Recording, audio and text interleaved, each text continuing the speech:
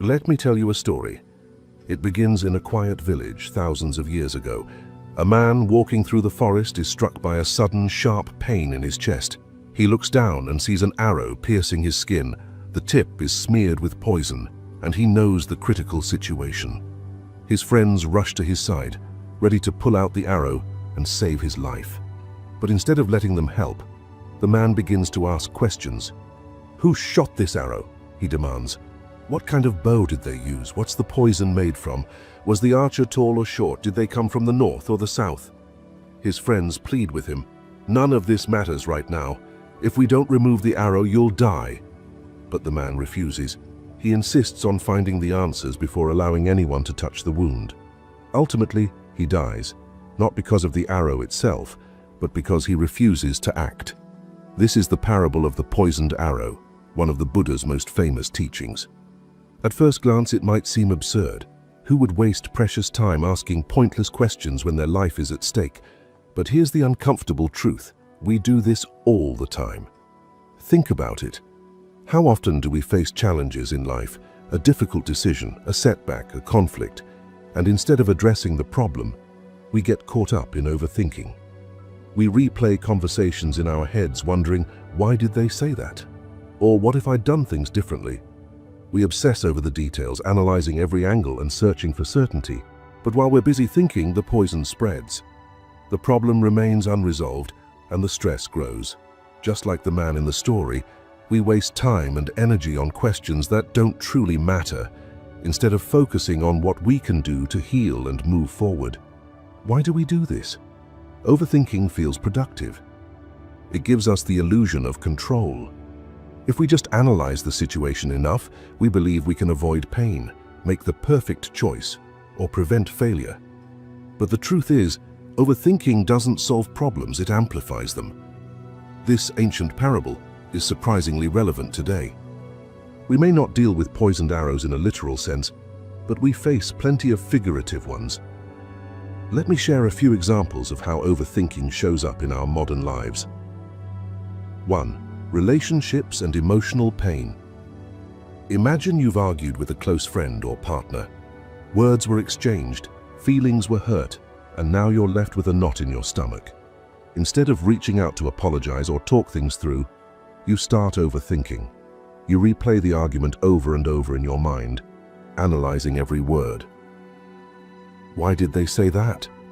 Were they being honest? Did I overreact? The longer you dwell on these questions, the more the pain festers. The arrow, the argument itself, remains lodged in your heart, while the poison, your resentment and doubt, spreads. Overthinking keeps you stuck, unable to take the one action that could help: communicating openly. 2. Career and decision paralysis. Let's say you're offered a promotion at work. It's an exciting opportunity, but instead of embracing it, you start second-guessing yourself. What if I'm not ready?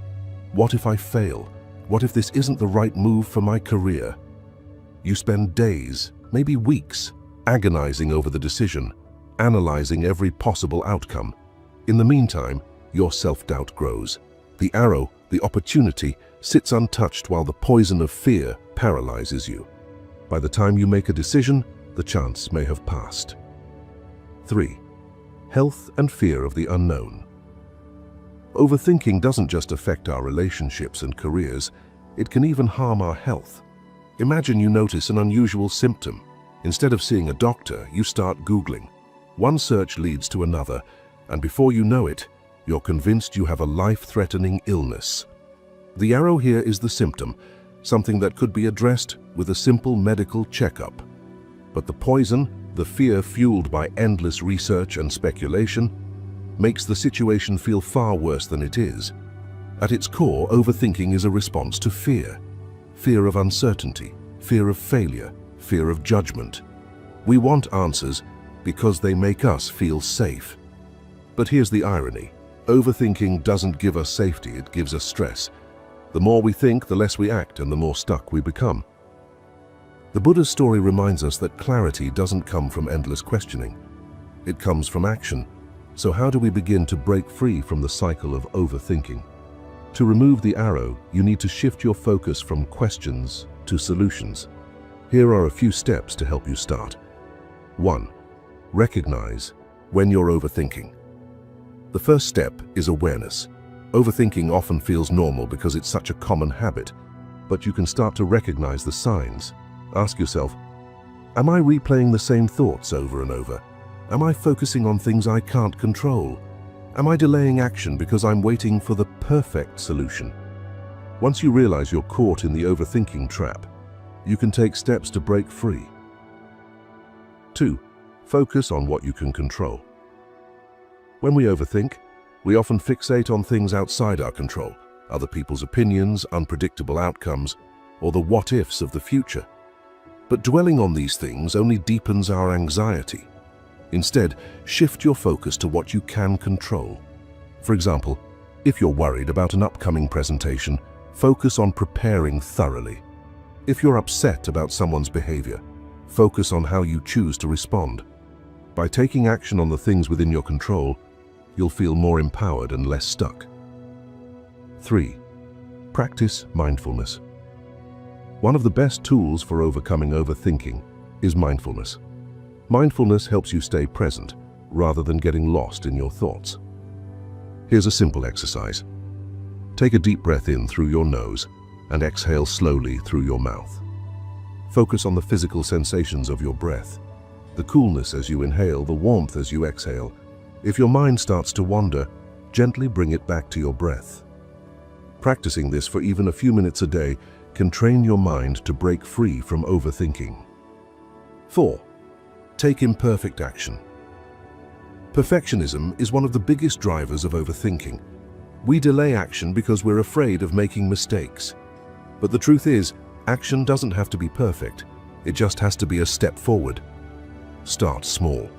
If you're stuck on a big decision, take one tiny step toward resolving it. If you're overthinking a conversation, send a short message instead of waiting for the perfect words. Every action creates momentum, and momentum makes it easier to keep moving forward. The parable of the poisoned arrow isn't just about overthinking, it's about life. The Buddha's teaching reminds us that life is fragile and fleeting. We don't have time to waste on questions that don't matter. So ask yourself, what arrow am I carrying right now? Maybe it's a relationship that needs healing. Maybe it's a decision you've been avoiding. Or maybe it's a fear that's holding you back. Whatever it is, remember this. The arrow won't remove itself, it's up to you to act. Imagine what your life could look like if you stopped overthinking and started living. Imagine the peace, the clarity, the freedom you'd feel. That life is within your reach, all it takes is the courage to pull out the arrow. Thank you for watching, and if this story resonated with you, share it with someone who needs to hear it. And don't forget to like, subscribe, and join us for more stories that inspire action and growth. Now it's your turn, go out there and remove the arrow.